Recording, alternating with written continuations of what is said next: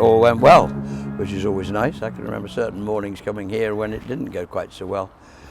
And probably quite a lot of people were here. It was 2 years ago, wasn't it? Is that a relief when everything... Oh, it is, yeah. I mean, if you bring 9 and all 9 and do exactly what you expect you to do, you can walk away happy with the morning's work.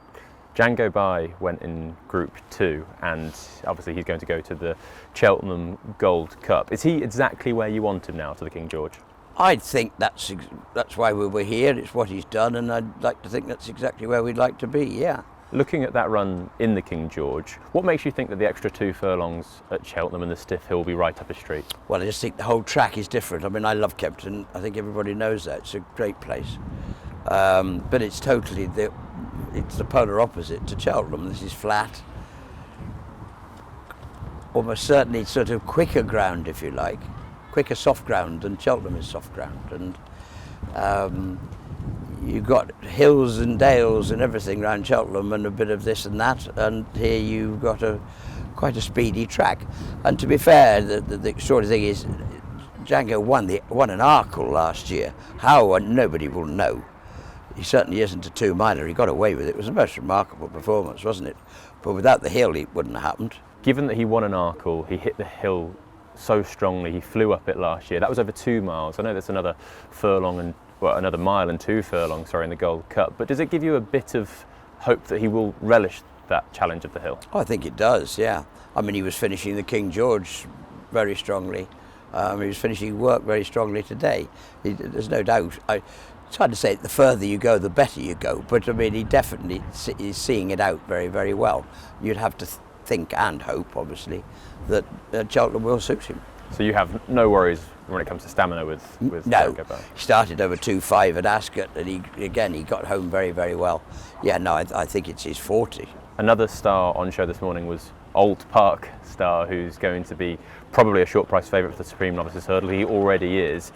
You've trained so many top 2-mile novice hurdlers in the Supreme Novices Hurdle as well to win the race. Where does he fit in with those at this stage of his career?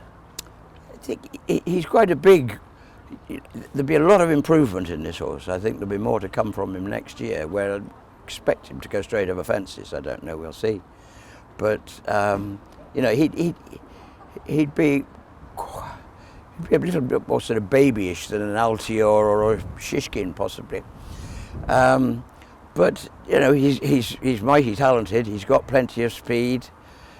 He's been very impressive the last 2 times. I mean, we just let him follow 2 horses round today, only because he hasn't seen another horse in his last 2 runs. He's been doing it all on his own. And why was that important? Do you think there's going to be a good bit of pace on in the Supreme? Well, I hardly think we're going to go out with the intention of making the running in the Supreme. It's only those last 2 times nobody else has wanted to go on, and Nico's quite rightly just let him bowl along. The extraordinary thing is how quickly you found that the others couldn't go with him. And they weren't bad horses. So, I mean, yeah, if he found himself in front, nobody would be saying, don't do it. I spoke to Paul Nicholls, his former trainer, about both Active Innocence and Old Park Star, and he said that he always thought Active Innocence was very classy, but Old Park Star has surprised him. Has he surprised you as well? Yes, because I think when we started out with them both at the beginning of the season, I thought Active Innocence would probably be the quicker. He's actually he's a very good horse in his own right, but he's definitely the stayer of the 2 at this moment. In 2 years' time, you'll tell me that how wrong did I get that, when one's running in over 2 miles and one's over 3. I don't know. We'll see. That's the way they're telling us. They're telling me and Nico at the moment that Active Innocence is he's finishing strongly. He was very good in the Sydney Banks. 2.5 miles around Huntingdon is hardly a 2-mile 4 test round Cheltenham in a race like this, but yeah, that's what it looks like. We saw him post-tour as well this morning, last seen finishing second in the Cleve Hurdle behind Marchand. He still goes to the Stayers Hurdle? That's the plan, as long as it's decent ground. That was very soft in Cheltenham, and we were giving £6 in very soft ground. We've got £6 in hand and hopefully some better ground. Then I think he's very competitive.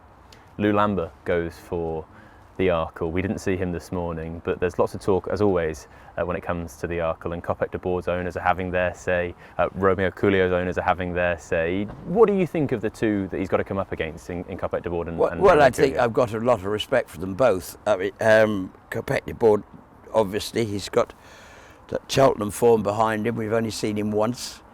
But we hear he's doing great things. We're just concentrating on doing our great things and getting ready for what's thrown at us. He's been very good. He obviously didn't need to come here, and he ran at Newbury a fortnight ago. How impressed were you with him in the game spirit? I was thrilled with him because where he was strong was we went round the inside because there was a strip of ground down there, and he had to learn against seasoned proper 2-mile chasers who are going to go that quite a step faster than novices go, and that was going to help him learn.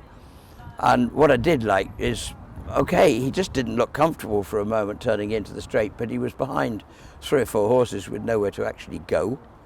As soon as he got that bit of daylight after the third last, he was off and gone, and he winged the last 2, and I was very impressed with the way he quickened up and went away. There is a bit of talk about him with speed, and that he's more of a staying. Well, you're going back, but he's quicker than Jango Baie last year. I mean, I'd be much more comfortable going into the Arkle with Lulamba than I was going into the Arkle with Jango Baie. How happy are you with Jonbon? Jonbon is in great form. We'll have to see what he does. I mean, he's not certain to. There's a lot of imponderables what other horses are going to come into the. I mean, if he goes anywhere, it'll be Ryanair.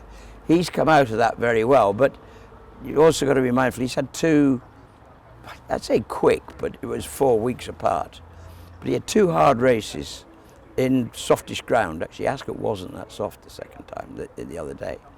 But, you think if, he's an old warrior and he's been in these battles, they can only take so many. And we must just be careful because you've got Aintree round the corner. And it will depend on where other horses go, yeah. If he wasn't to go to Cheltenham and he was to go to Aintree, he shaped to me like a real staying on 2-mile 5 horse. Is there a chance we could see him over 3 at Aintree, or would he go to the Melling Chase? There is a chance. How likely is that? We've discussed it, yeah. Yeah, very much so. Are you leaning that way? I personally, yeah, think I would. Round there, yeah.